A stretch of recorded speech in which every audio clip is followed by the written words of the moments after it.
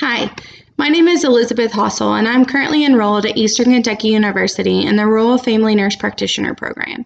In this presentation, I will be discussing my integrative review for NSC 890. Each year, children throughout the world fall ill from preventable diseases. Why, do you ask? From failure to vaccinate. This problem has ignited the desire for further research to aid in the management of the problem of anti-vaccinating.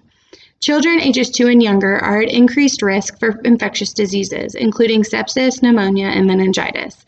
Scheduled immunizations can protect children from 14 vaccine-preventable diseases and saves 33,000 lives each year. Childhood vaccination has proven to be one of the most effective public health strategies to control and prevent disease. However, some parents refuse vaccinating their children due to several reasons, including medical, religious, philosophical, and socioeconomic status. Healthy People 2020 distinguishes one of their goals as increasing immunization rates and reduce preventable infectious diseases. The U.S. Preventive Services Task Force recognizes and discusses the importance of immunizations in primary disease prevention. Primary prevention is crucial to managing diseases. If the number of people who are vaccinated increase, there will be a significant decrease in the death and disease rates throughout the world. I sought out evidence to answer my PCOT question of, if in the pediatric population, how do patient and parent reminder and recall interventions compared to standard care affect immunization rates within a 1-year time period? The first study I looked at was a meta-analysis that included 75 studies. The 5 patient reminder and recall interventions included telephone call, letter, postcard, text message, and auto dialer reminders. The study included 71,323 participants ranging from birth to 18 years old in 10 different countries. The participants received vaccinations in diverse settings ranging from urban to rural, public health departments to private practice, and university-based locations. The study findings in this meta-analysis prove that all 5 patient reminder and recall interventions had a positive impact on immunization rates, however, some yielding greater impact than others. Based on high certainty, reminder and recall interventions improve receipt of immunizations for childhood and adolescent vaccinations. The second study I reviewed was a randomized control trial.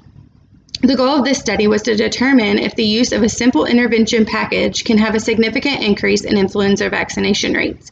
2 study samples were used in this trial. The study included 833 participants ranging from 6 to 24 months of age. All participants were randomly placed into either the control or intervention group using block randomization. The intervention package included standard care that the control group received, plus text message reminders for upcoming vaccinations. The outcomes of this randomized control trial assessed the effectiveness of the intervention package, influence the intervention had on vaccination planning, and the parental influence of influenza vaccination. A p-value of less than 0.05 was significant.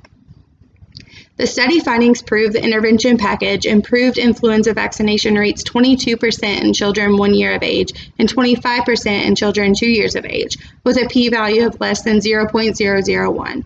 Findings showed 70% of mothers who gave their child the influenza vaccine planned on vaccinating their child again in the future in both intervention and control groups. However, vaccine uptake at 2 years of age was significantly higher in the intervention group than the control group, but only if the mothers had a plan for future vaccines, with a p-value of less than 0.001. This study showed positive results of the use of an intervention package, including text message reminders for influenza vaccination. The third study I reviewed was a qualitative research study to evaluate parental readiness and acceptance of text message immunization reminders. The researchers recruited 28 participants from waiting rooms of 3 urban community centers and 2 private practices in New York City. The participants ranged in age from 30 to 64 and were racially and ethnically diverse with various educational backgrounds. The researchers created focus groups, and they were either English-speaking or Spanish-speaking, depending on the participant's ethnicity. Various topics were discussed in the focus groups, including barriers to immunization and preferences and acceptance of text message reminders. The participants were also encouraged to provide feedback on the sample text message that was sent during an interactive exercise. Although the sample size was small, the research found the participants were accepting and interested in receiving text message immunization reminders. In fact, many of the parents preferred text message reminders over phone call and mail reminders. They requested the message to be short, simple, and personalized.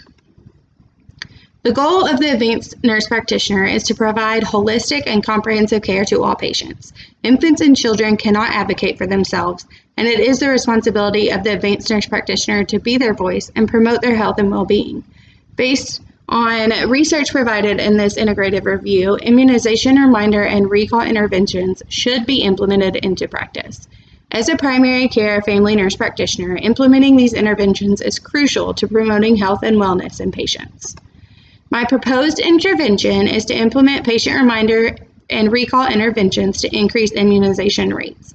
Reminder interventions can easily and affordably be implemented into the pediatric primary care setting.